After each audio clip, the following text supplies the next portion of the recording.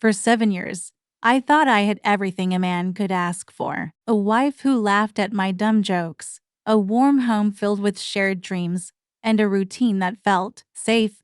People used to tell us we were the kind of couple that gave them hope. I believed them. I believed in her. I believed in us. It started small, so small it almost didn't register. Her phone, once left casually on the nightstand or kitchen counter, suddenly never left her side. Notifications stopped showing up on her lock screen. Privacy, she said when I asked. I just don't like people reading over my shoulder. Okay, I could respect that. We all deserve a little space, right? But then came the late nights, the team dinners, the client drinks, the impromptu strategy meetings. She started dressing up more than usual, makeup a little heavier, dresses tighter. I noticed the way she checked her reflection 3 times before leaving. I chalked it up to ambition. Maybe she was just stepping into a more confident version of herself. Maybe I should be proud, but pride has a funny way of twisting into suspicion when your gut keeps whispering something's not right.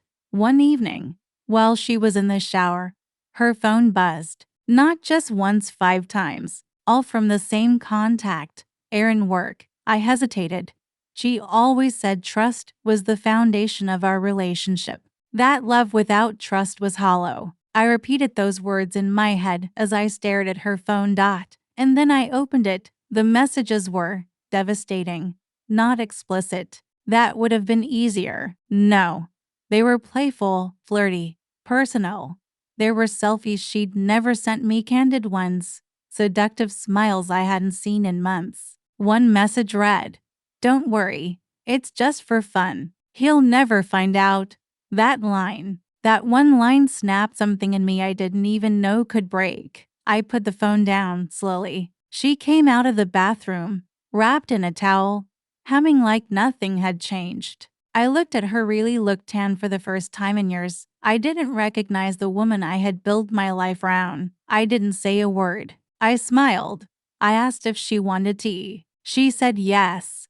And as I stirred honey into her cup, I realized something that changed everything.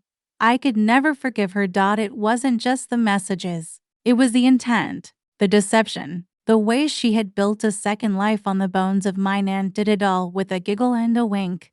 She'd crafted a perfect lie, and I'd been proud to live in it. The morning after I read those messages, the world looked the same, but I wasn't in it anymore. She moved around the kitchen like any other day, making coffee, humming a tune, asking if I'd seen her keys. I answered. I smiled. I nodded. But inside, I was standing in a crater. Something had exploded, and she hadn't even noticed the smoke.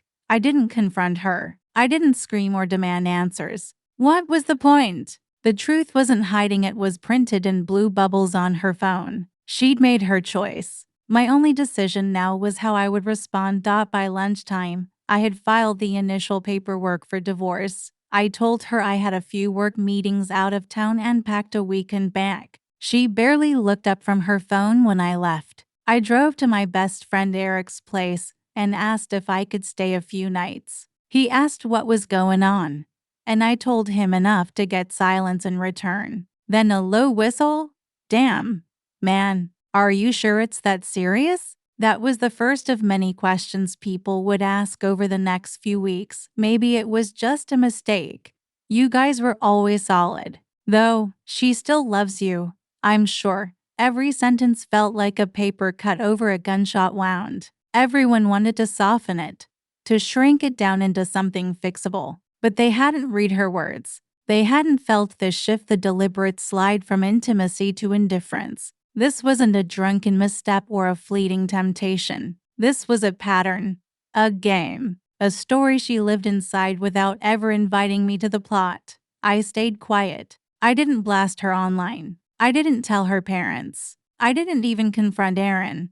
Why waste my voice on people who had already shown me who they were? The hardest part was the logistics, the legal meetings, the signatures, dividing property that once felt like the bricks of our future. I didn't cry. I didn't yell. I answered every email, showed up to every appointment, and signed every document like I was clocking out of a job I used to love. She called once during the second week. I let it go to voicemail. Can we talk? Her voice said, trembling slightly. I don't know what's going on. You just disappeared. But I hadn't disappeared. I had quietly removed myself from a place I was no longer welcome.